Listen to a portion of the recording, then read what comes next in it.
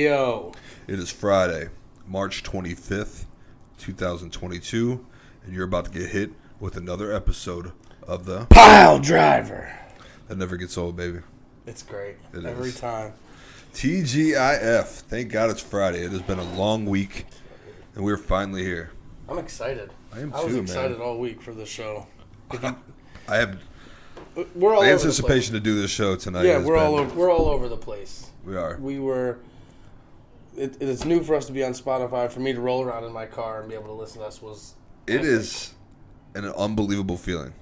So thank you to our 97 people that watch us on YouTube. Yeah. We appreciate Might even be 100 now. every single one of you. Seriously, that means the world to us. So much more to come. Yeah, definitely. I know a couple of our people, a couple of my friends, I put it on my socials, and they listened and got some good feedback from them. They said, that they like the show, and they're excited for what the Piledriver is bringing to the table. We got some good things brewing up.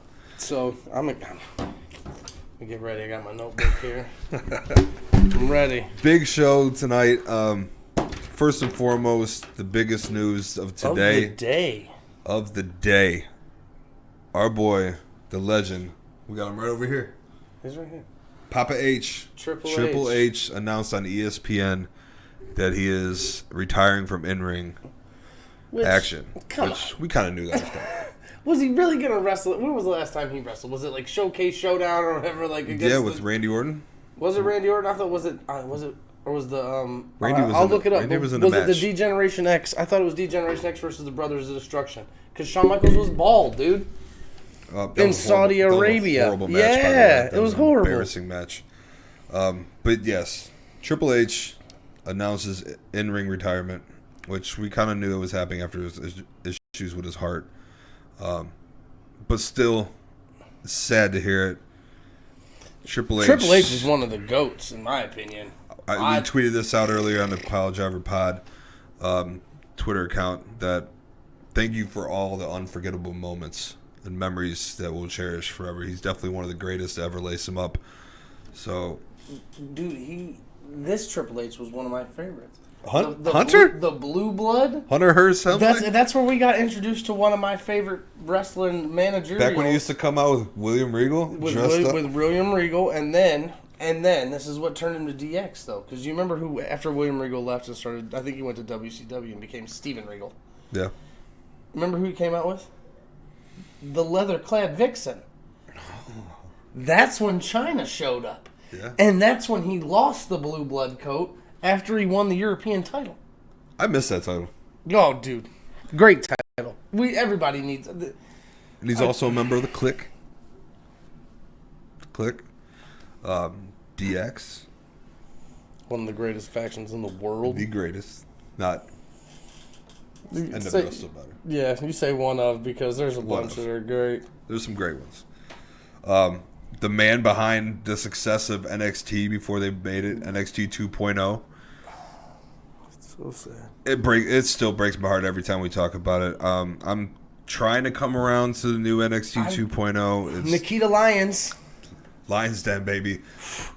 I am a fan of her. I am a super fan. Gigi Dolan, Mandy Rose. We Jade. talked about it a little bit last week, but I like that Dolph Ziggler has the title. I don't like that. If you bring it to Raw, Don't like it. If you bring it to Raw, it brings more legitimacy to it, shows it up, lets it know that it's out there. I think I'm just burnt out on Dolph Ziggler and Robert Roode. Is it Robert or Bob? Is it Bob Roode? Is it Bob Roode? I don't know. It changes all the time. Bobbert Roode. But we kind of wanted to do a quick talk about Triple H. Maybe some of our famous favorite moments, favorites. Favorite matches. What you got? What's your favorite Papa H? I have two that I'm going to bring to the table because we talked about them before and I couldn't decide. Okay, let's hear it. Okay, so my first one, I'm going to bring this one to the table because it's not as controversial. I'm curious to hear what you have to say. It's not as controversial. Not as controversial. Yeah, because you know my controversial one, and I'm going to bring it because it was a great match. But this is another great match that I'm going to bring. Okay.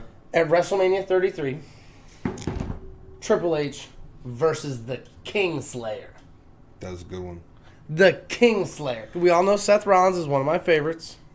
So, immediately, I have the shirt from this match, the Kingslayer shirt. It's Triple H can go, and Seth Rollins can go, and Triple H could still go. The entrances, both of them hitting pedigrees on each other. Like, it was a stellar match. I love that, Seth. Stellar match. Oh, I love the Beast Slayer, the King Slayer. Yeah, best Seth ever. That's a good one. I'll give you that. That's and then, a good one. you know, my other one is the infamous triple threat match at WrestleMania 20. Triple H versus Shawn Michaels versus the Crippler, Chris Benoit. Where Chris Benoit you said it was going to be controversial. Wins his very first WWE title. I think that was the big gold I think they gave him. They didn't give him the WWE Everybody title. is touchy when you bring up Chris. Yeah. Oh, yeah. You can't bring up Chris Benoit without it being a big stink, I guess. But whatever. The man could go. Oh, there's no doubt about it. Whatever you think about, you know, whatever happened at WrestleMania 20, Chris Benoit could go in the ring. He could go in the ring back when they were in WC, when he was in WCW as a cruiserweight. But even still, that WrestleMania was probably one of my favorite Triple H matches because it involved, both of my favorite Triple H matches, if you haven't noticed, involved two of my favorite wrestlers. So Shawn and Seth. Okay. So there might be a combination there. Combination. My two involved the same exact people. Just two people did the same match, different matches. Triple H versus Cactus Jack, No Way Out 2000, the Hell in a Cell match, absolute brutal banger. I love Mick Foley and all of his faces, whether it's Dude Love, Foley Mankind, Cactus Jack. I love that man. Real quick tangent, who's your favorite face of Foley? Is it Cactus Jack? Cactus. Is it crazy? You know what's crazy is mine's Dude Love. Really? Oh, yeah. The dude was the ladies, man. I loved it. And his little dance, bro. What's even better is that's who Mick Foley wanted to be. That's who his wrestling character was. I never knew that. That's who he brought out when he was 15 years old, jumping off of roofs. He was Dude Love. That was his character. And when he brought it to Vince was like, no, that's dumb. You know, and then he turned him into Mankind, which clearly worked out for him. It did. Boiler Room Brawls, etc., etc. Yep. But Mankind, you know, Cactus Jack, Mankind, whatever you want to call him. Him and Triple H had bangers. Absolutely. Bangers. My other one is him and Cactus Jack again at the Royal Rumble 2000. Was that a hardcore match? Yep. Just a straight hardcore match, yeah. Yep. I want to say barbed wire 2x4. It was a street fight, sorry. Street fight, okay. But street fight. That makes more sense. Either way, both of those are brutal. Jack. Cactus Jack, Mick Foley, that dude was a maniac. Bang, bang. Those are my two favorites. I have a favorite I was going to say, I have a moment. Like, a favorite moment. And, clearly, I guarantee you this is one of your favorite Triple H moments as well. What is it? In the tank? When they invaded WCW and they wouldn't let him in the building? That was good. Great moment. Great moment with D-Generation X. I seen a clip earlier. There was plenty. Like, I remember old school D-Generation X ones, I'm sorry to cut you off, where Shawn Michaels was holding, like, a summer sausage and trying to cut it with a knife and, like, Triple H held it up, like... Just all the sexual innuendo that was allowed back in the Attitude Era. The old State of the Union addresses they used to do. Oh, my goodness. Great. Oh, I remember those ones. They were up there to the point with The Rock where they got their own pay-per-view. There was a D-Generation X in your house. Like, it was just in your house, D-Generation X. Is that on Peacock? Maybe. It should be, if it's not. It should be. Everything should be on Peacock, but it's not. I agree, 100%. The clip I seen earlier, which I totally forgot about, was the Little People's Court with him and Shawn and Swoggle. I love Swoggle, it was absolutely hilarious, and I forgot all about it. I love Swoggle, though. Swoggle is he's one of the greatest funny characters ever, to be honest. I agree. I like Dink and Doink, the clown. He comes to AIW a lot. A lot, he does, which we're going to talk about AIW in a few. We are. We got a big match. Today's Friday. They got a pay-per-view tomorrow, and we got the card, and we're going to break it down for you guys here in a little while. Jeff Jarrett will be in the building tomorrow, won't he? Are you sure? I'm pretty sure. I don't know. I'm pretty sure, because I wanted to go to this one because of the fact... Before we move on, though, Triple H, enjoy your in-ring retirement, brother. We're glad you're doing good. Glad your health's... Better. I know it's not 100%, but still, thank you for everything you've done for this business, in and out, behind the scenes. We wish you nothing but the best in your in-ring retirement. hopefully you get back into NXT or something. Maybe one day take over the big. That would be sweet. Only time will tell, my man. Only time will tell. We love you, Triple H. Thank you for everything you've ever done for this business, Absolutely. for sure. Next, though, we are going to discuss wrestlers or people in the business that deserve to be in the WWE Hall of Fame. WrestleMania is right around the corner. The WWE Hall of Fame ceremony is right around the corner. Do you want to break the news that was announced today? Oh, yeah, because this is... What's it out here? A little Warrior Award. This one was well-deserved. Well-deserved. Well-deserved. Shad Gaspard will be receiving the Warrior Award. Just, man, if you guys don't know, I'm going to look it up because I don't want to seem bad about it and on my dates. But Shad Gaspard, him and his son were swimming. Yes. Okay, undertow came. Shad, obviously being a 6'9", 300-pound man, could feel it. Got out of the water. Noticed that his son was drowning. Went back in, sacrificed himself, saved his son's life, and died in the process. Man is a hero. He died on May 17th, 2020. So, and it was in Venice Beach. It was probably one of the worst stories like that I had heard because of the fact that it was so selfless.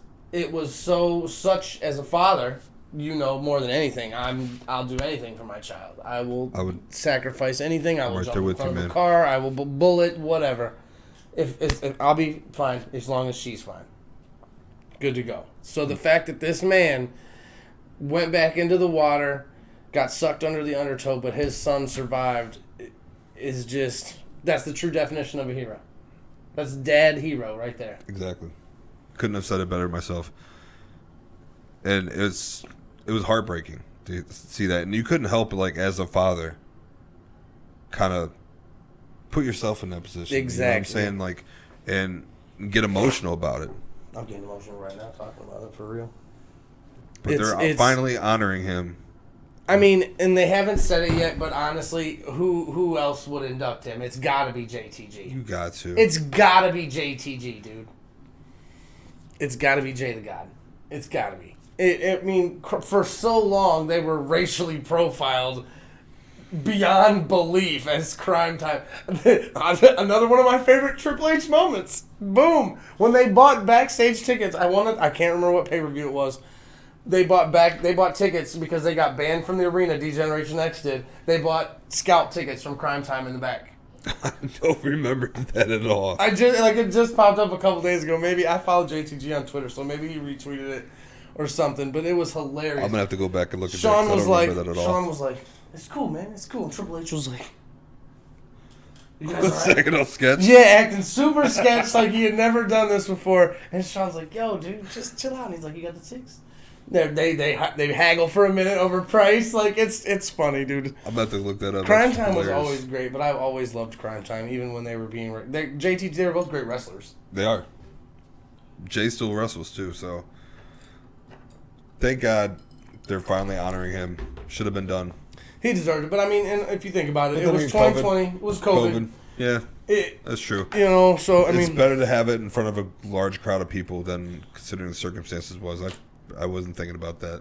And then, yeah, like I said, it was May 20th. May 17th is when he died, 2020. So lockdown hadn't even, like, it was right in the beginning of COVID. COVID was March, April. Yeah. You know what I'm saying? He died in May. So right before lockdown, people were still out doing their thing, just kind of being careful. And unfortunately, my guy didn't get to come home. So they're honoring him with the Warrior Award. So exciting. That's probably one of my favorite segments of the Hall of Fame is the Warrior Award every year, for real. And I think they're just doing the 3 that they announced. That's it, Yeah, right? probably. It'll probably be the 3 because we talked about this on the last episode. Undertaker deserves time. You know what I'm saying? Like, he deserves time. Vince is going to induct him, right? Yep. He deserves stories. You got to. From at least a couple people. That man was so loyal to Vince and WWE during the time, like, the Monday Night Wars. Oh, yeah. Could you imagine how much money Ted Turner could have... He could have easily wrote a check for whatever Undertaker wanted. just to pull him away there. And that probably, if they were able to pull Undertaker from Vince, things probably would look different. Bro, if Undertaker went to WCW back in the day, holy crap. Things probably would have looked different as of how wrestling is today, and WWE is what they were. Maybe I'm wrong, but we never know. But dude. So we decided this week that we're going to break down. We picked 5 people each that we think deserve to be inducted into the Hall of Fame. Doesn't even have to be this year. Doesn't even have to be this year. We're just saying in general. They should have already been They should be in the Hall of Fame is all we're saying. So we're going to take turns one at a time, and we're going to go over their achievements and a reason why we think that they should be in there. Do you want me to go from most far-fetched on my list to least far-fetched? Or least far-fetched? Like, do you want me to go from somebody that I think is going to get in regardless, or somebody that I absolutely do not think is going to get in but definitely should? Surprise me, good sir. Okay. All right. Do you want me to go first? Go ahead. Okay. I'm going to go with one that should definitely get in. Okay. Goldust. Oh, 100%. Goldust. There's absolutely no reason why Goldust he should have been on our list last week for wrestlers that never won the big one. Yeah. Because Goldust has never won the heavyweight. He never won the WWF title. Never won the WWE shit, title. I never thought about that. He never won WCW, and he never won that. He's probably not going to win AEW. Dude's been around for and Goldust has been wrestling for over 30 years. There's never been a character like Goldust, and I got some of these. Look, I'm not even going to go over. Look at this list, Dean. Look at this list. I'm not even going to go over this list because it's so damn long. But there, 9-time hardcore champion, 3-time Intercontinental champion, 2-time tag team champion, WWF tag team champion with Cody Rhodes and Stardust. He was tag team with his brother twice.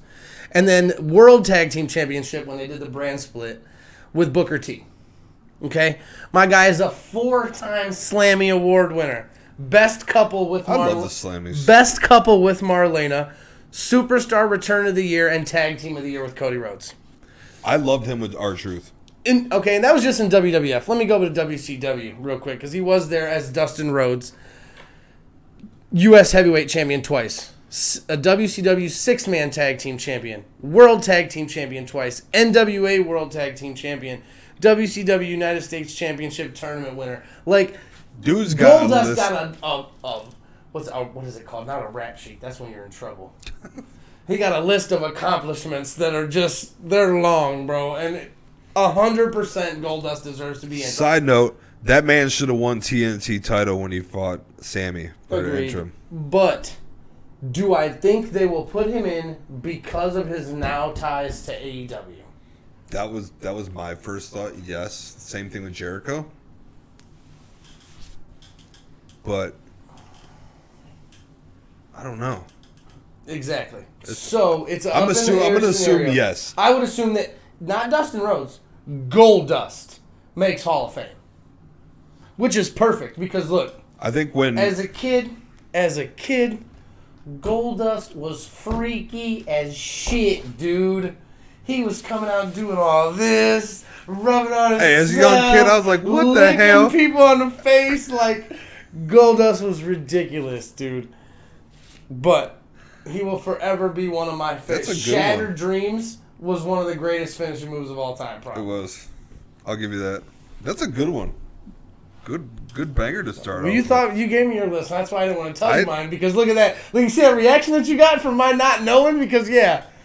See, I tried to get him to tell me. I was like, just give me the first letter of your list so I don't know. I figured that would have gave it away. So now look at it. Now I know who he's picked. I know he has no idea who I picked, except for one.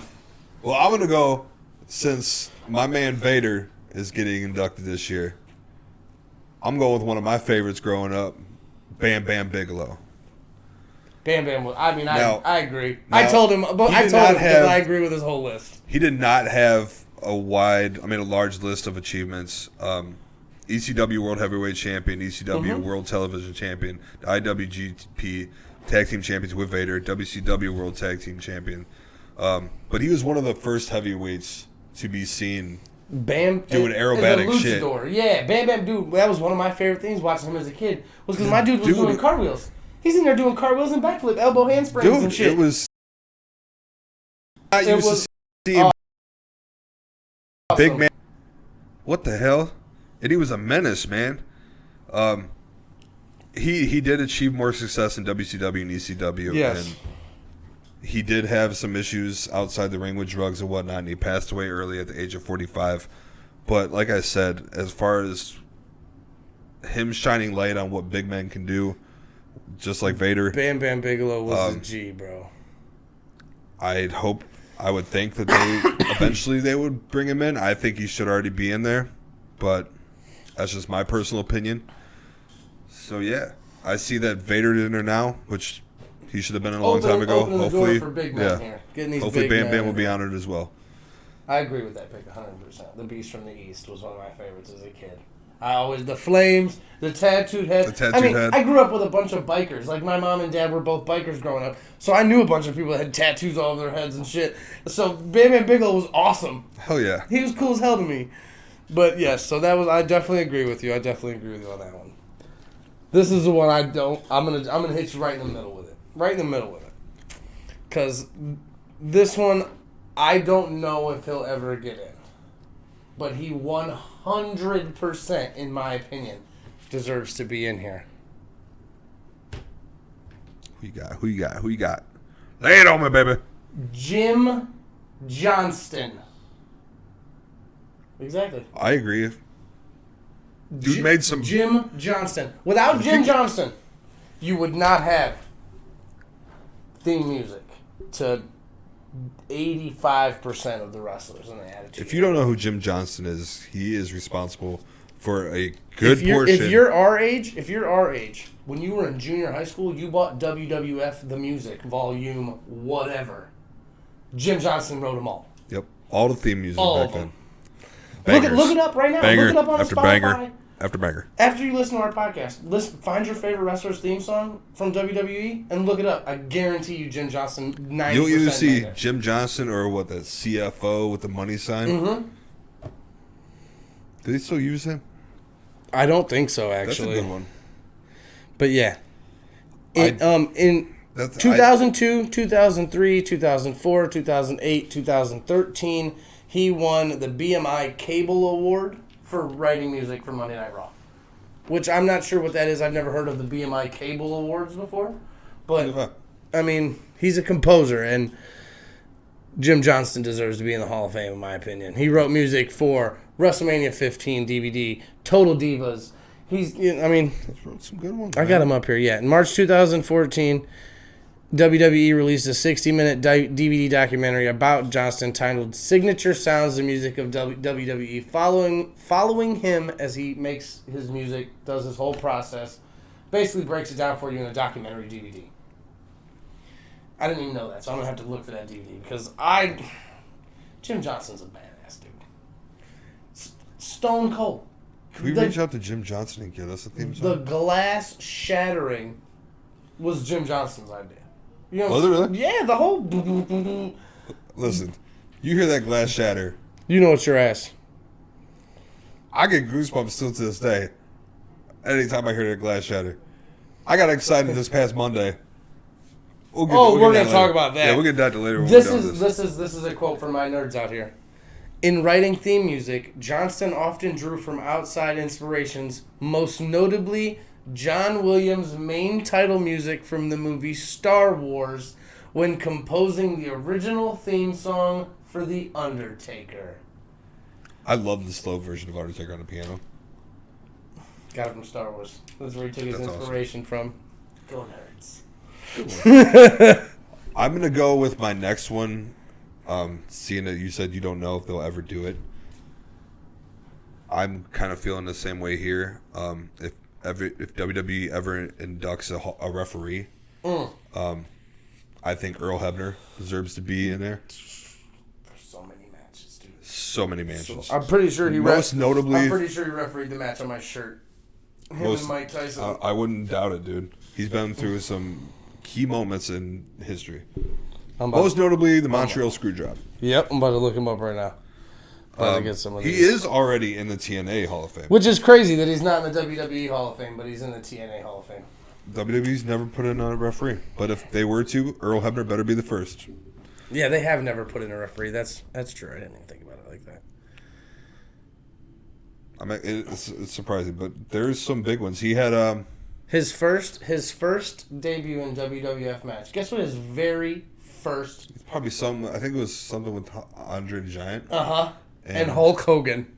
His very first match on February 5th, 1988 on NBC Main Event was Hulk Hogan, the champion, against the challenger Andre the Giant. That's your first match as a referee, bro?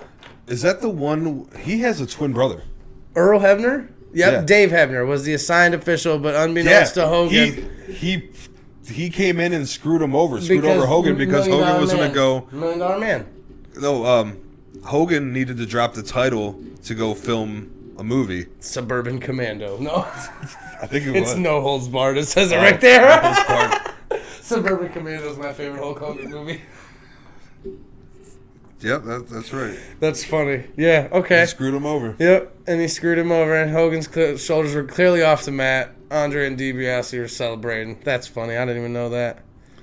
And then, of course, like Dean just said, the Montreal Screwjob. I mean, and then it's, That's a bad one. Early 2000, he cost Triple H the title by quick counting against him and Chris Jericho. Took over with Linda McMahon. He was fired by Vince, reinstated by Linda. Brock, Backlash, Undertaker, Hell in a Cell. Earl Hebner's been he's probably been in X Division matches too. Now that I think about it, he was in AEW for a minute too. Yeah, he was. He's old now though. He is. Now.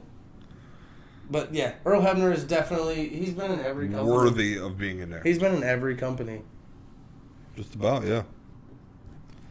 So WWE, if you're gonna decide to put a referee in there, put any Earl. referee in there, yeah, it's definitely got. Earl goes first.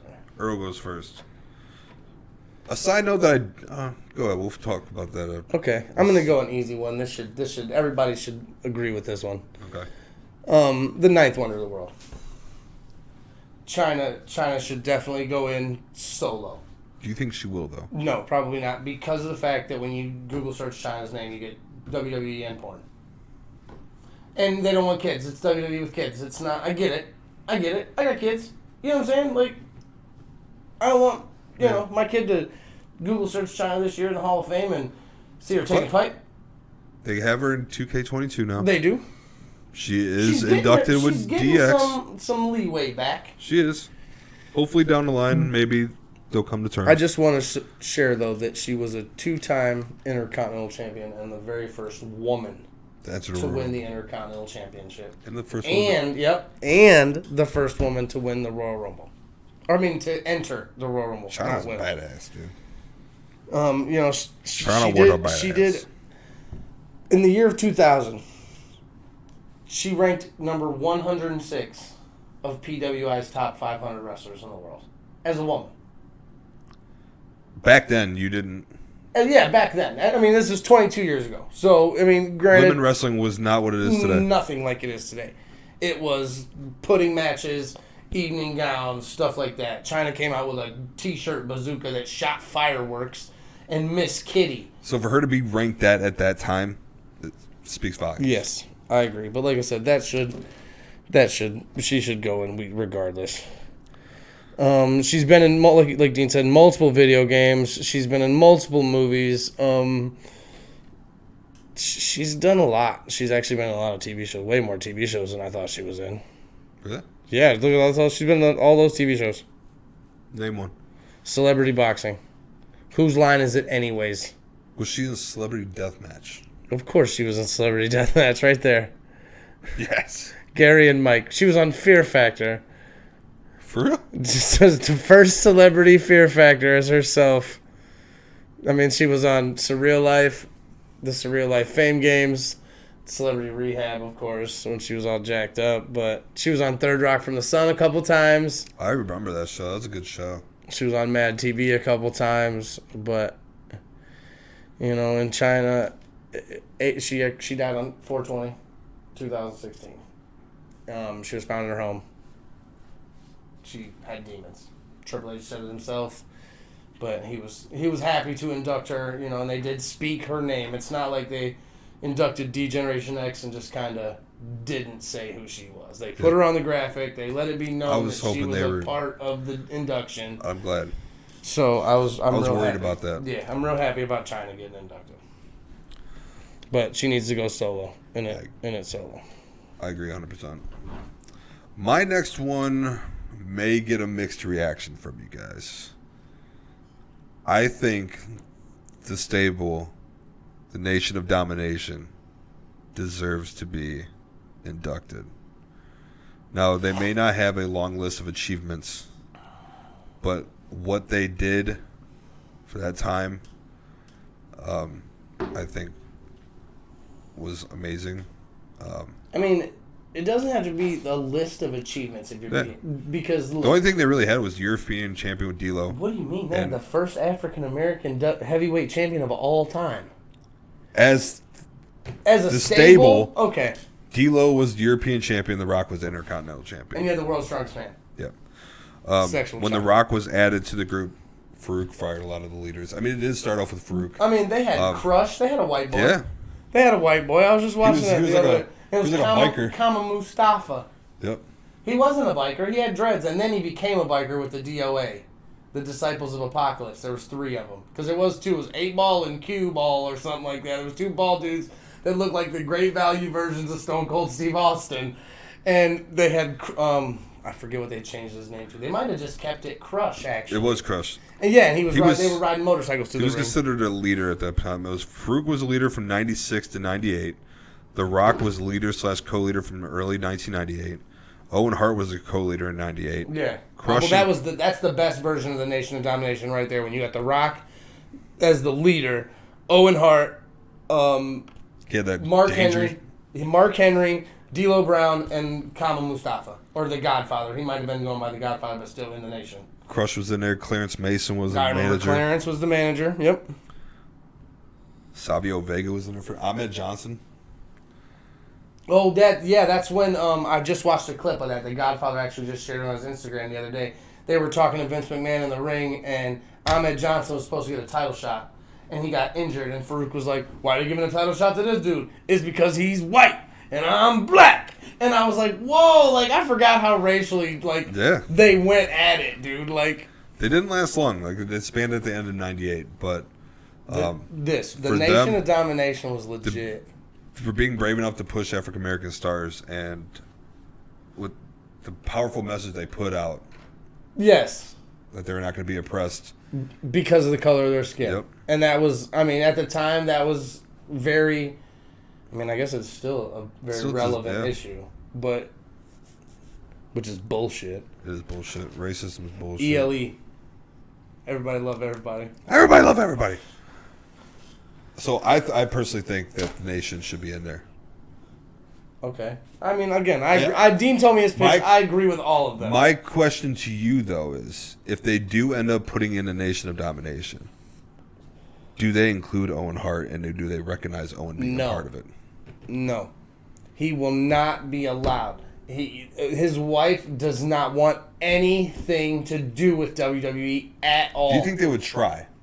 Of course, they'll reach out to her. We won't know about it. They'll reach out to her and be like, hey, we're inducting the Nation of Domination. Can we throw Owen Hart onto the back? No. Nope.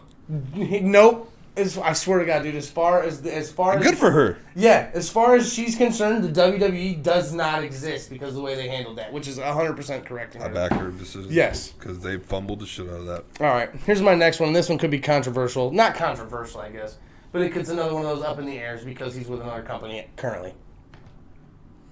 The Ayatollah of rock and rolla, Chris Y2J Jericho. It's got to happen. The Walls, dude. Do you remember the countdown? Yeah. The countdown to Y2J Lights go out. Was awesome because we all thought we were going to die because of the year 2000. Computers were going to blow up. We know. We were all 14 years old. We had no idea what was going to happen. And like, they have, on Monday Night Raw, they have this countdown that shows up 6 months in advance, and it like times up perfectly in December. And everybody's like, what the hell's going on right now? And then Chris Jericho shows up with the long hair, the top ponytail, Yep. straight out of With that- WCW with the shiny shirt. silver shirt. I loved it, dude. Jericho has always been one of my favorites. Always. The Lionheart, Chris Jericho, Cruiserweight Champion Chris Jericho, the feuds with Eddie, Rey Mysterio, Hoovy Juice Guerrero, just All the all the way up to MJF, baby. All the way up to Kevin the Owens. to the Jericho asshole society that they're running now. No one has been able to reinvent themselves so many times and stay as relevant and popular as he has. No. That's how you know a true worker, though. Yeah. Because Jericho can take anything you give him and run with it. And I'll give you another one of those examples. Because, look, Dean didn't have this on his list, so I'm going to break in real quick with this. And we're going to talk about it after. We each got one more pick to make, I believe, after this. You know another guy that can do that? Who? Cody Rhodes. Tell me right now that you didn't think Stardust was at least hilarious or had some kind of feeling of it. Because it was. It was entertaining. And Cody Rhodes took that lame ass... I thought it was a joke. He took that lame ass gimmick, though, and made it work. I'll give you that. That's all I'm saying. Chris Jericho does the same shit. Does he come out at WrestleMania against Seth? No, we're going to talk about that. We'll talk about that later. We're going to talk about... Assuming that's what's going to happen. Yeah, that hasn't been announced Assuming yet. that's We're what's going to talk happen. about that. We'll get to it. Okay, but yes, I mean, come on. I don't even need to get into this list of achievements. My man has won the... Look, Chris Jericho has won the big one in AEW. The very first. WWE. I don't think he won it as WWF, but... He had the big gold, baby. He had big gold. He was the undisputed... Yep, they never gave him the WWF championship. They gave him the undisputed belt, the Brock Lesnar style belt. He had that heavyweight title. And he had the, 3-time world big gold. I love big gold. Bring big gold back. 2-time WCW champion. Do you think they bring big gold 9 back? world record. World record. Nobody's held it more times than Chris Jericho. 9-time Intercontinental champion. Miz is about to break. He might. He might. United States champion, European champion, hardcore champion, tag team champion, WWF tag team champion. He won a bragging rights trophy. I don't even remember that damn pay-per-view. He won the Undisputed Championship I tournament. forgot about bragging rights. I have 2 more lists. Okay. 2 or more. Yeah, because you got one and then I got one because I went first. Chris Jericho also won 3 Slammy Awards, by the way. They don't do this. I wish they They did. would. Those trophies were sweet. My next one, Haku. Oh, Ming. okay. Well, yeah.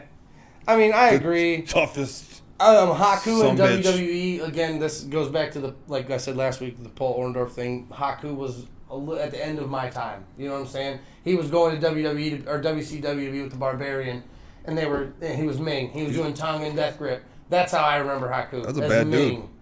So, And people knew that backstage. Like, Andre the Giant wouldn't even mess with him. Yeah. They were actually the Colossal Connection. They won tag team champions together.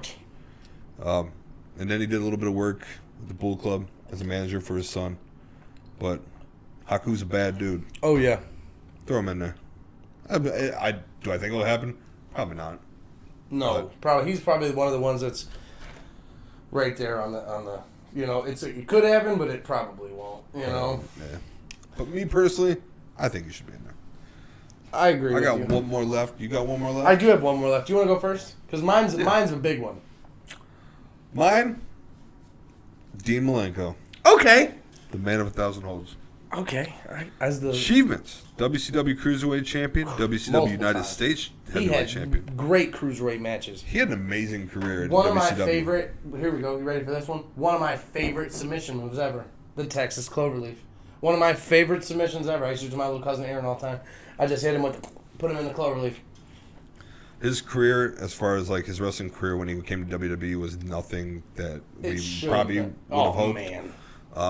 But his time in WCW and even ECW was way more lucrative, but and way more. He achieved much more there. But I think not just for his achievements inside the ring, but what he's done outside the ring, backstage, behind the scenes, helping out with younger talent. And agreed. And some of these, I was going to say that I have an honorable mention because you told me to pick 5, and I have an honorable mention that I think deserves to be in, not for his wrestling career, but for his performance center career. The way he has backstage helped, the way he has run, Prince Albert? Nope. Nope. Not Prince Albert. But I totally agree. Who, my honorable mention? No, Prince Albert's band. Matthew Bloom. Yep. Yeah, Matt Bloom. So I totally agree that he should be in there as well. They should. Like I said, everybody. He was an amazing wrestler, technical wrestler, but I think he was even better as a trainer and a teacher, and more like, dude's just a book of knowledge, man. Just a great veteran. A great a veteran presence. I think that these days I would have respected Dean Malenko a lot more because these days I'm more into the technical wrestling than I was when I was 10. I wanted the high fly spots. You know what I'm saying? Yeah. Now I want technical wrestling matches. I still kind of do, but everybody does it. Yeah. All right. This is my last one. Okay. This is the best one on my list, in my opinion. And he 100% deserves to go in. Who's it going to be, brother? Here comes the money. Shane McMahon, baby. Shane O'Mac. Totally, 100% deserves to be in the Hall of Fame. Okay. Just not even. I'll go down and tell you what belts he's won, because he's won some of those too. Just for him jumping off everything. The matches that he's had as a McMahon have been pretty solid. Not to mention, again, he will jump off literally anything. Still. He went off the Hell in a Cell. An old man, he got beat up right in front of his kids. You know what? Shane O'Mac. Okay? Will that happen? I hope it happens before Vince dies. Not only did Shane O'Mac win these titles, okay? He won WWF European title. Shane O'Mac was a champ. WWF Hardcore champion. And a WWE SmackDown Tag Team champion with Cleveland's own The Miz. And not only that, he did win the World Cup to become the best in the world. Let's not forget that. Remember when he announced that he bought WCW? That was my next. Vince McMahon is standing in the ring live in Cleveland, Ohio, and Shane McMahon pops up on the Titantron from Panama City. And the name on the contract does say McMahon, but it says Shane McMahon. One of the greatest moments of my childhood. Because we all thought WCW was going under. We all thought Vince had finally bought it. They had been Monday Night Warring for years. Yep. And WWF was winning. Psych. And Shane McMahon bought WCW, and that was the start of one of my favorite storylines that I think they ruined, in my opinion, was the invasion angle. Was an amazing storyline that they trashed. I can't get over seeing Stone Cold in a WCW shirt. Oh, I know, it's freaking crazy. But if you think about it, that's stunning Steve Austin. True. Stunning Steve Austin. Stone Cold, the Texas Rattlesnake, wearing that black WCW shirt, it was just weird. It was. It was weird. That was a good one. Who's your honorable mention? My honorable mention? Fit Finlay. Ooh. Fit Finlay, not for his wrestling career, but for his, being of a trainer. Fit Finlay, when somebody gets hurt, he's like Jerry Lynn for AEW. You know what I'm saying? Jerry Lynn in AEW. I love Jerry Lynn's wrestling career in ECW. But Fit Finlay coming down, breaking up fights, that kind of. He's like lead trainer or lead. He's definitely a producer of some sort. He's doing something to help backstage. Yeah. I've heard multiple. Whatever you're doing, things, you're doing a good job, my man. About him being such a helpful veteran, etc., like Scott Hall style. So Fit Finlay's my honorable mention. Those are my 5. My honorable mention, seeing that the Undertaker is being inducted instead of. What's the female that's being there this year? Queen Charmel. Maybe push her back to next year and do maybe Michelle McCool. See, that was on there, and I don't know if I'm going to see, I like Michelle McCool, but did she really deserve to be in the Hall of Fame? Does the Bellas really deserve to be in the Hall of Fame? Like, it's one of those, like, I love the Bellas. I love the Bellas. I hate them. I love the Bellas. I hate them. Twin Magic was one of the greatest things in the world. No, it wasn't. They don't even look alike. They don't even look alike. If you look at them, I can tell you every time which one belongs to Daniel Bryan and which one used to belong to John Cena. Like, They suck. they were not good wrestlers. No.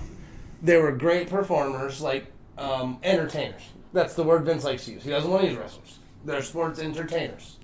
So they weren't supposed to be good He wrestlers. explained it on Pat McAfee's podcast, and I forget how he worded it, but it made sense to me. Who, Vince? Yeah, why he calls it that. I mean, it does make sense. It made me respect it a little more. I thought he was just being petty for the longest, but he had a reasoning behind it, and I don't want to quote it and botch it. So, but I remember listening to it live, and I was like, okay, I get it. Makes sense. Okay, I get it. All right, let's get into this one real quick. Dan Lambert was kissing the TNT title. Yeah, and that's something I wanted to ask you. Ty Conti had that wrapped around her butt cheeks. And I've seen a lot of people talk about this on Twitter. If you have not seen it yet, there's an infamous picture going around. It's the Shawn Michaels picture. It is. But it's Sammy and Ty on a bed in a hotel room. They're naked. I've seen a lot of people on Twitter saying the TNT title is now tarnished. And I've seen a lot of people bring it back to Brody Lee and his legacy with that title. Look. Did they disrespect it? No. And I sit there and I wanted to comment like Shawn Michaels. Was the winged eagle tarnished after that? I don't think so. No. Then you got this Edge Lita. But now my thing here, and this might chap somebody's ass. What legacy did Brody Lee have with the TNT title? He had it for what, a couple months? Like, he didn't have a legacy with it. He wasn't the first TNT champion. No. Like, I get it. He was the champion when he died. I get it. That doesn't mean you have a legacy with the title. That doesn't mean it's yours forever. Right. But like, and even still, they gave the title that he had to his kid. So it's not even the same title. It's a brand new belt. You know how butthurt people get these days. There's Everyone's two ultra of them, sensitive. anyways. There's two of them, isn't there? There's an Intercontinental or interim and a regular one. Scorpio Sky was carrying out one the other day, and Dan Lambert had one around his waist. Like, why do you have two of them? It doesn't make sense to me. I don't think so, but it was a great picture. Congrats to Sammy. I mean, good for you. Good for you, bro. I will say this. I really don't like them taking their relationship and turning into a storyline now. That never really works. It doesn't. It'll turn them against each other eventually, and they'll hate each other. If they have a good relationship going, having that brought into the wrestling real world will tear it apart, I think. I think they were both engaged, and then they split off. I know he was engaged at least. He brought his girlfriend. He engaged her on Dynamite. Long-time girlfriend. Yeah. He was like, marry me on Dynamite in the middle of the ring. She says yes. Everybody cheers. I think it was when he first won the TNT title. And then 3 weeks later, he's like, nope, Ty Conti. Man. Yeah, that's what I wanted to know. I've seen a lot of people say that, and I kind of wanted to see what your view was on it. I personally don't think it's tarnished. But I've seen a lot of interesting backlash from people about that. I know you wanted to talk about. I don't think it's tarnished at all. Neither do I. Oh, did you see that Adam Cole and Jay Lethal match? No. It was smooth. Yeah, I mean Jay Lethal's a G. He's always been around there. He's old too. He's old too though these days. I know you wanted to talk about Raw. I just want to talk about one thing on Raw. Okay. Just real quick. It's real quick. Did you watch it from the beginning? Did you know about it before I told you about it? I did. Okay. So I did not know about it. I did not. All right. So Raw starts off. The glass shatters. Okay. The crowd goes ape shit. Like lose their shit. Beer's flying. People are screaming. old men like me are cheering. Like panicking to get their because phone they out and think record. Stone Cold Steve Austin is coming out. And out walks Kevin Owens in a bald cap and a Stone Cold. Oh my gosh. He had the knee braces on, the jeans shorts, the boots. Fucking amazing, everything. man. It was probably, I laughed so hard for the first 20 minutes. Like, I pulled it up, saw what was going on, immediately texted Dean, like, yo, make sure you watch this. Please don't skip over it. It's probably the funniest thing I've seen in 10 years. Like, I love KO, but it made me love KO so much my more. God, it was so And I'm a big great. Stone Cold fan. I laughed and my then he ass hit it off. to Jericho. Do you remember when Stone Cold threw beers to Jericho and like Jericho missed him? They had the dude throwing beers to Kevin Owens. They had the dude throwing beers to Kevin Owens and he kept missing them. And like, I don't know if he was doing it on purpose or if he was just making it funny, but like it worked, dude. The first 30 minutes of Raw had me dying. The reaction from the fans when they noticed it was Kevin Owens. We're so disappointed. We're so disappointed. It was the funniest. Like, it was like majority of them were grown ass guy. adults that grew up with Stone Cold. They were so excited. They had their kids with them. Their kids were like, I don't know who this dude is. But their parents are flipping shit because they think that fucking Stone Cold's coming out. And psych, it's KO with a bald ass head. I saw so many like Undertaker guy people in the crowd. Oh, just pissed, dude. Just didn't know what to do with themselves because they thought it was Stone Cold. They thought they got lucky and got that surprise. And I've been there. If you've ever been to a wrestling event and got a surprise that you did not know was coming at that event, was the greatest thing ever. I saw Machine Gun Kelly get powerbombed through a table in Cleveland. Lucky? What? Kevin Owens off the Titan off the ramp, just tossed him, dude. It was great. Hats off to KO for that. But that's, I mean, he pulled that off it so was good. smooth as hell. He had the bald cap on. Dude, it looked clean. He looked great. It was fantastic as ever. That's all. That's all I want to talk about WWE for the week. WrestleMania is coming. We can talk about. Do you think Seth Rollins is going to fight Cody Rhodes? There's been rumors that was leaked. Is it come out of Seth Rollins has no plans. He doesn't. He made a point to be known on Raw with AJ Styles. Mm-hmm.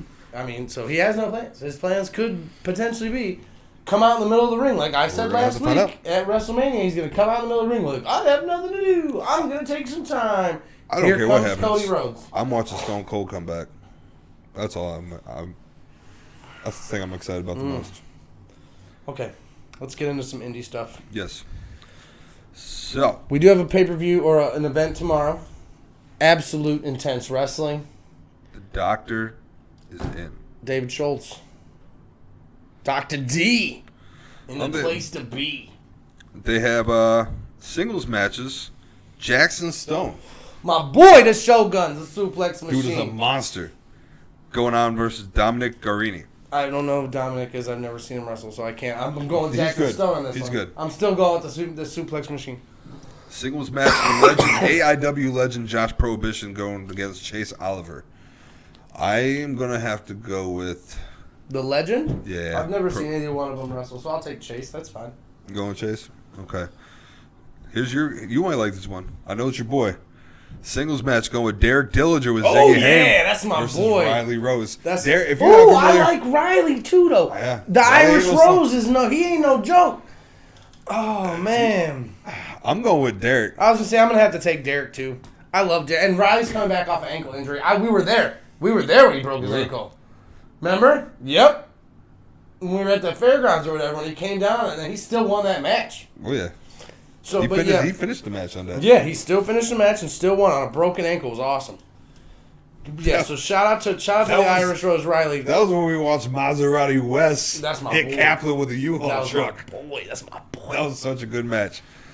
So yeah, I'm gonna go with Dillinger. Yeah, there. I gotta go with Derek. Then we got a ladies match. Ooh, I like the ladies. Katie Arquette. Okay, this is David's sister. Yeah, no, there's no relation. I looked it up. I checked. Because I thought so too. I did too. I was like, no. Going against Jocelyn Navarro. Oh, okay. I got Josh. You going Josh? Yeah, I don't know Katie. I know Josh. Katie. Josh can go. I'm going with you, Katie. I got you. Josh can go. This is going to be a banger right here. Kaplan. Okay. Versus Isaiah Broner. Ooh. I got to go with Big Bro. I I'm going with Bro too. Isaiah's nasty. Kaplan. Have you seen Isaiah? Yeah. Those fuckers built like a brick shit house. This is one of the matches I'm most excited about. The AIW Tag Team Title match. Okay.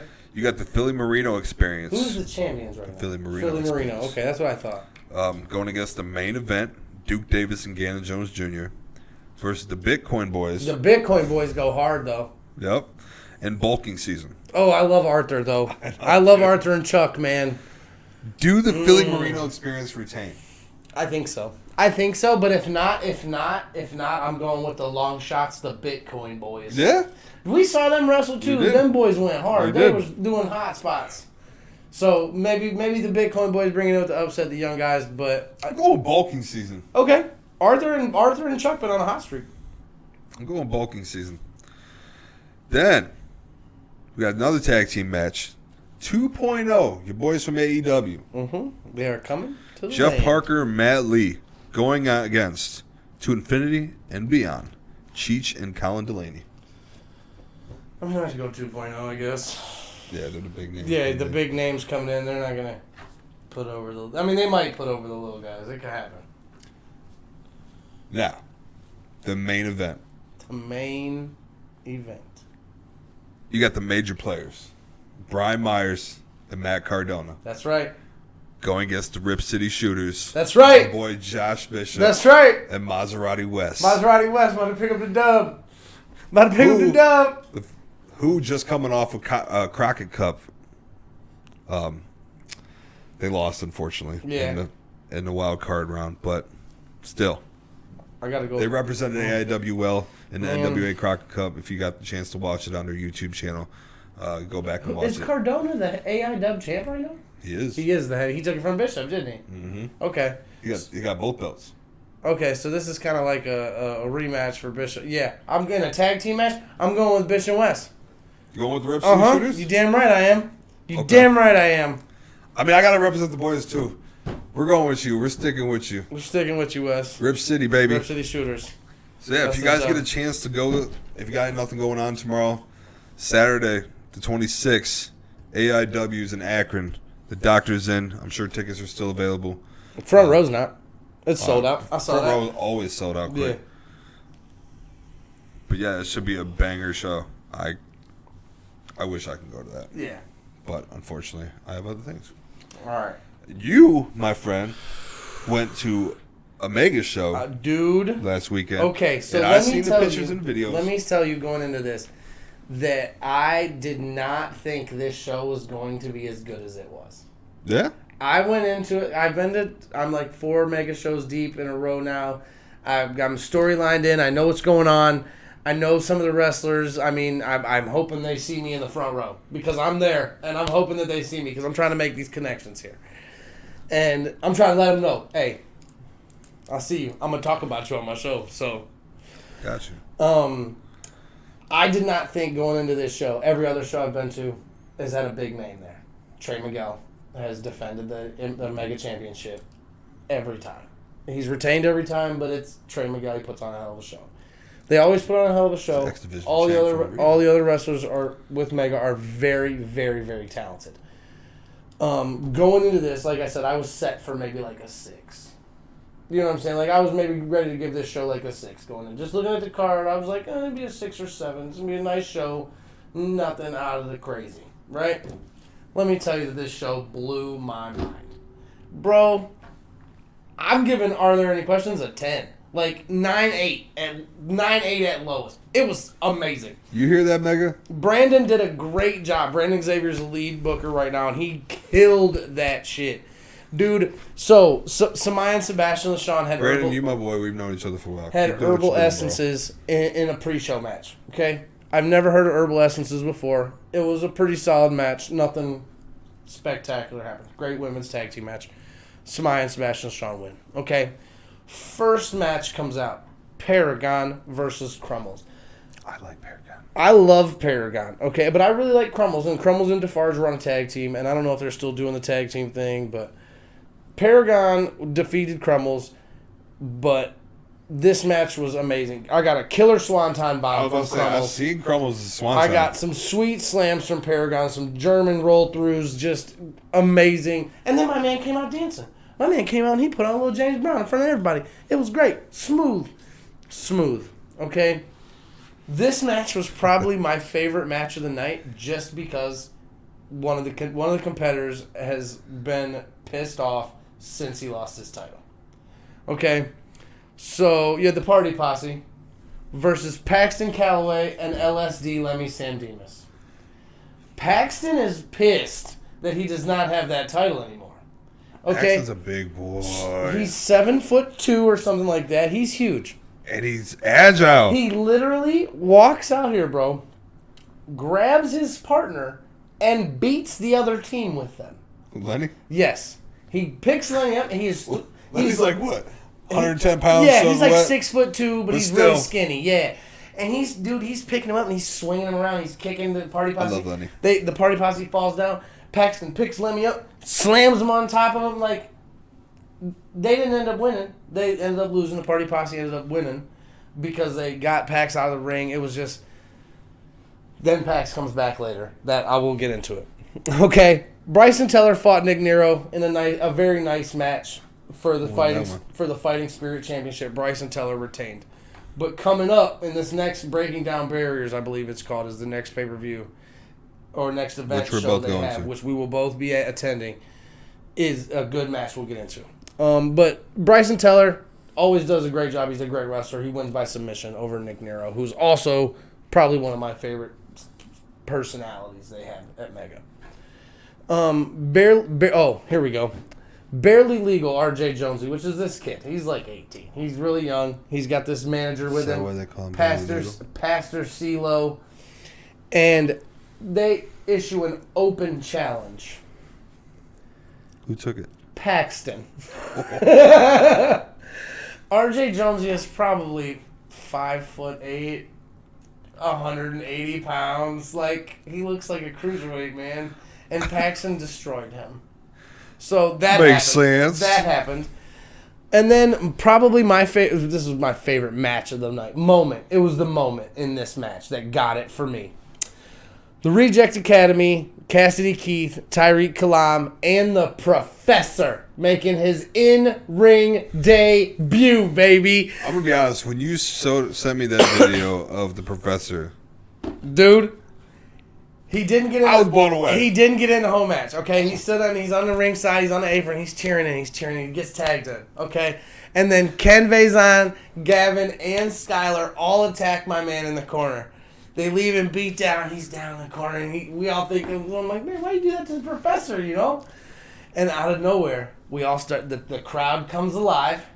The Professor feels the energy, stands up, and the inner Hogan comes out. He rips off the shirt, hits him with the U, dog, and goes like, nuts. Bro, it was the best moment of the night. Like, if you could have heard the field house at Lorraine County Community College, it was like we probably could have blown the roof off. I would have been hyped. So loud and so awesome.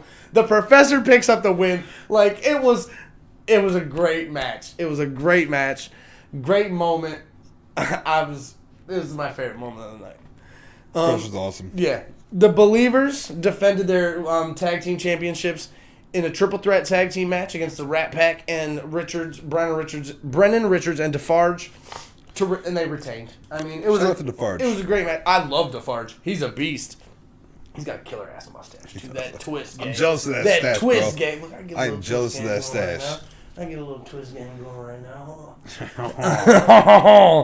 And then this match had a lot of great spots in it. Butchie B versus Casey. They had some beef coming in from the last event, right? Butchie comes out first. Casey comes out. Butchie attacks him on the ramp, bro. Throws him into the crowd behind us. Butchie then jumps off the ramp into the crowd. Crossbody over the guardrail. Awesome. No shit. They fight all the way around the arena. Fight back through the crowd, over the barricade, back into it. Then we get high-flying dives. Butchie did some springboard diamond cutter that was amazing. Butchie is When Butchie does a frog splash, bro, all I see in my head was Montez Ford. Oh, really? Because that's how high it gets. And to that speaks a lot, because Montez is a beautiful one. This time I had the opportunity to get Butchie's frog splash. He did it right here in my corner. Like, I was sitting front row on the top left post. Entranceway's right here. And I'm right here. It was big, stretched out, nice. It was great. Great frog splash. I love Butchie B. He's a great, great talent. He's phenomenal. Casey did get the win. Casey is a dirty player, bro. He is, and man. It works. He is. To beat a man, you got to beat the man. And he walked out. He said it best as he walked back out the ramp. Sometimes you're smarter than your opponent. You win the match, man. I can see Casey going for a title. And then there was a triple threat match. Ashton Day versus El Tano versus Brian Covell. And come to find out that the winner of this match, before this match started, Brandon comes out and he announces that the winner of this match will face Trey Miguel at Breaking Down Barriers for the Mega title. Ooh. Ashton Day wins this match. It reminded me of Ember Moon in Eclipse, is what it looked like. But my man jumped 3/4 across the ring. No shit. Like, no shit. He, right in front of me, jumped all the way across the ring and cut diamond cut. Like, it was nasty. Ooh. It was a great match. Was it clean? It was pretty clean. Okay. It could have went a little better, but I can't blame that on him. Is Ashton gonna? I don't know, man. If anybody out of the last competitors, is he gonna take that title off Trey out Miguel? of the last competitors that I've seen Trey Miguel fight, he's probably the one that I could see taking it. Trey, last time we were there, Trey left pissed. Was that when he fought Lemmy? Yeah. Yeah, he left super pissed. So I don't know what happened on that one. And then this match, man. So we had a two title match. Big Mo, the Infinity Champion, and TIM, which I found out stands for the Infinite Man. Oh. So that's cool. You know how long I sat there and tried figuring out what the hell that meant? The Infinite Man is the Gouge Heavyweight Champion. They put both titles on the line. Unfortunately, this match ended up in a DQ. Come on, bro. So both men got to keep their respective titles, but TIM will be back at Breaking Down Barriers to fight Tariq Kalam. Okay. So he is coming back for the next event, which I do have some of the card already that has been announced. And I am pretty, like I said, we will be in attendance for this one, and I'm pretty stoked. So what has been announced? Oh, yeah. Wait to be there. So, yeah, what has been announced, we have, like I said, Tariq Kalam versus TIM. We will have a triple threat tag team match. The Reject Academy, Big Mo, and Cassidy Keith. Those are some big fellas. Versus Pastor CeeLo and Barely Legal Jonesy. Versus Shogun and Paxton. Jesus. Like, that's a monster of a match, first of all. This is the one I'm kind of the most excited for. And, like, you're telling me that Trey Miguel's going to be there. And I'm more excited for this. So I've never heard of the King Crab. But apparently the King Crab is coming out of Maryland. He's making the trek down. Oh, from Maine. I'm sorry. Okay. From Maine to make it down in time for Breaking Barriers. And he's looking to make a big splash in Mega, it says, by taking this title from Bryson Tiller.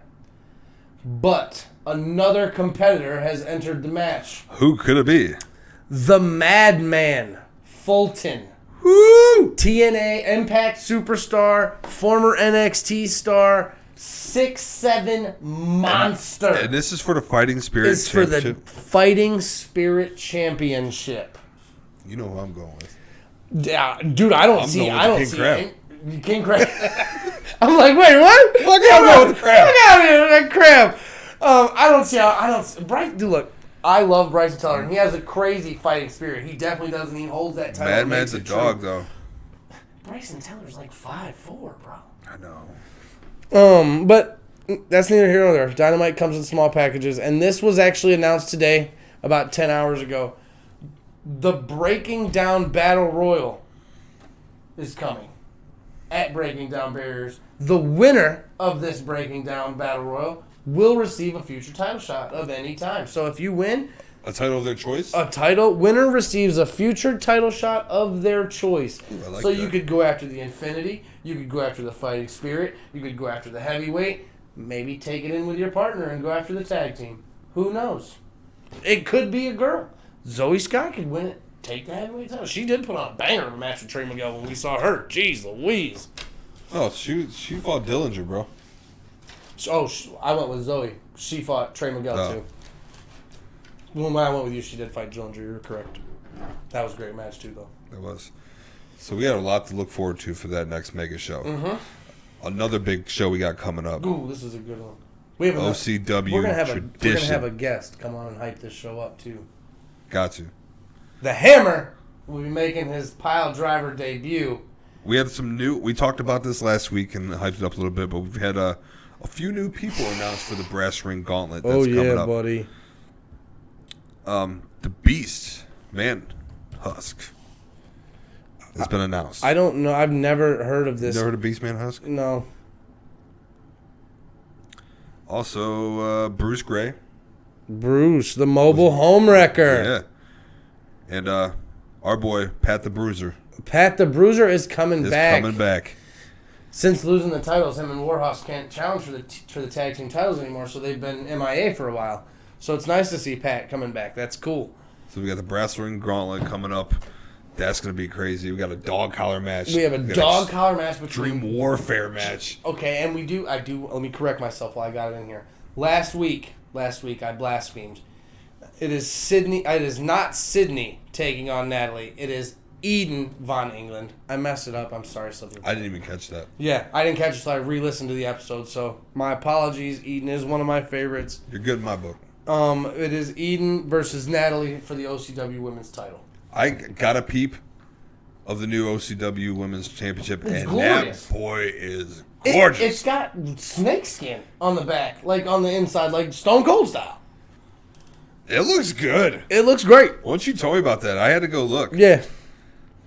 Your boys, the Speedy Boys, will be there. Extreme Warfare, though. Let's get into this real quick because I want to know if you still have any. Do you have any thoughts on who their fourth partner is going to be for Team Han? We'll call them. Team OCW is Robbie Starr. Yeah. Ryan Michaels, No Shane, Jimmy Shane, and the OCW Thunderweight Champion Jake Ely versus Brandon Fields, Nick Hahn. And who is their other partner? I don't even remember who their other partner is. God, I'm trying to think who it could possibly be. Right, like I have no idea who they could even bring in. It's got to be somebody he's bringing back, like a Entourage old member or Kenny Cash. It could be Kenny Cash, and I don't think it's Jock. That's who it is. It's Jock. It's Brandon Fields, Jock, and Nick Hahn, and a mystery partner. It could be Kenny Cash. The only other former Entourage member that I can think of. Ooh, is it the Hammer?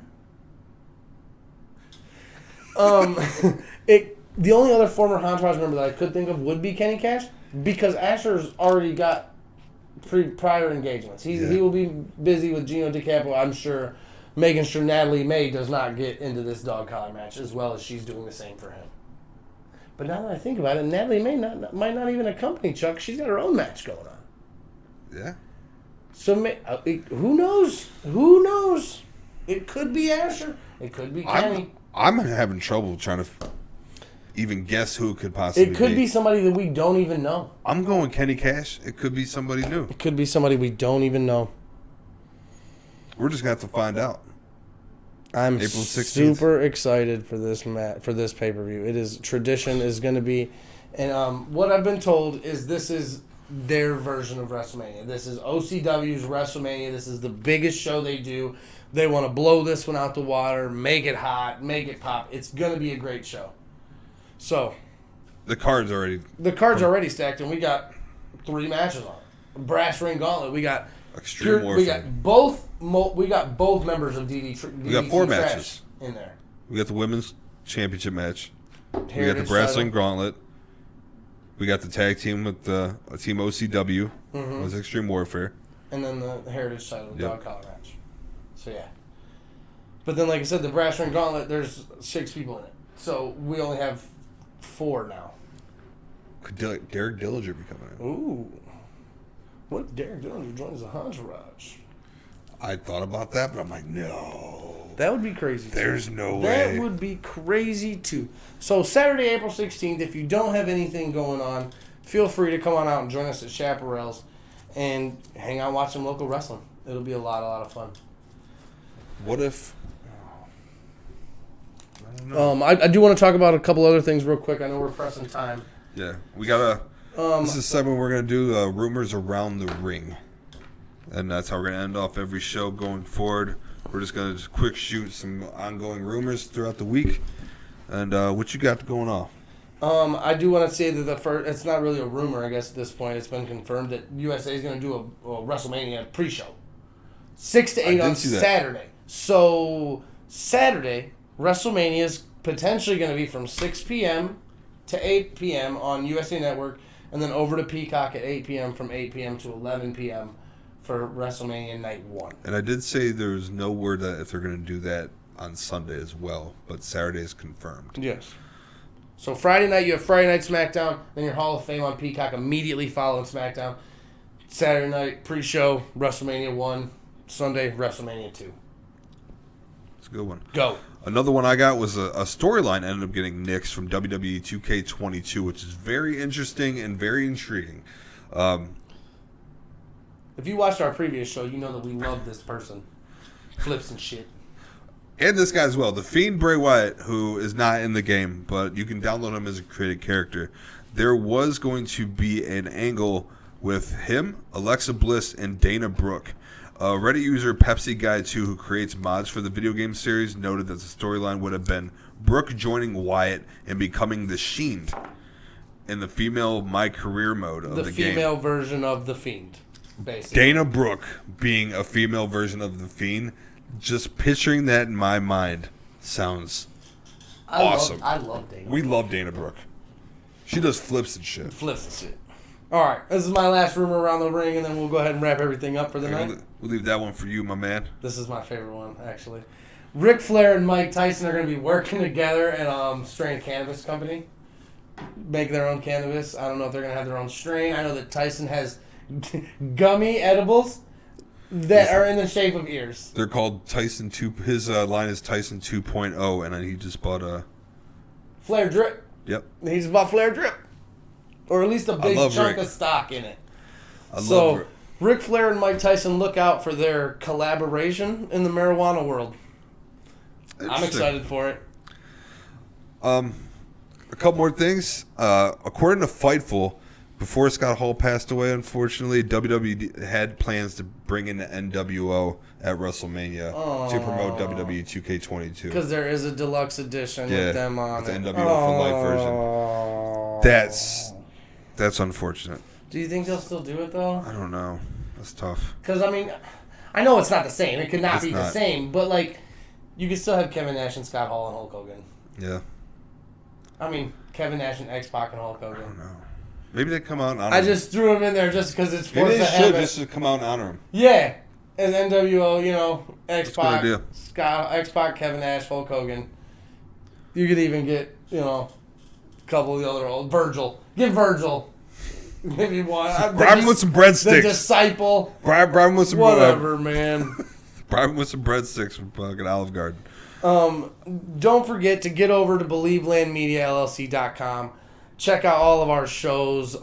We got shows for everything. We got shows for anything and everything you could want regarding Cleveland sports, sports in general, sports betting, all your sports info, professional wrestling. Head over to the YouTube channel. You can see the videos for all the shows. Get a little taste of everything. They're all amazing. Very talented group. Go check them out. One more quick thing. I wanted to get that in before I forgot it. WWE filed for the terms grand jury and WWE grand jury with the United States Patent and Trademark Office on March 20th. What the hell is that going to be? Who knows? Who knows? Like, I'm going to use a line from last episode. Who knows with these people? Who knows with these people? And also, the last thing off, shout out to Circle 6, a new promotion out in Los Angeles. They put on their debut show. Chris Van Vliet was the announcer there. I heard amazing things about it. At the end, Atticus Cogar got on the mic with 440 in the back behind him and announced that they're bringing that to Cleveland, baby. Shirt right here. See that? Shirt. So look out for more news on that. Shout out to We'll them. be there too. Go Circle give them a 6. follow. Oh, it's going down. With that being said, we're out of here. Follow your boy Follow us on the Twitter, BITW_JMA. Yep. DSamps216. And also follow us at the Piledriver_pod on Twitter as well. Look for us on YouTube tomorrow and on Spotify, on Google Podcasts, all over and the place. coming soon to Apple as well. Peace. Later.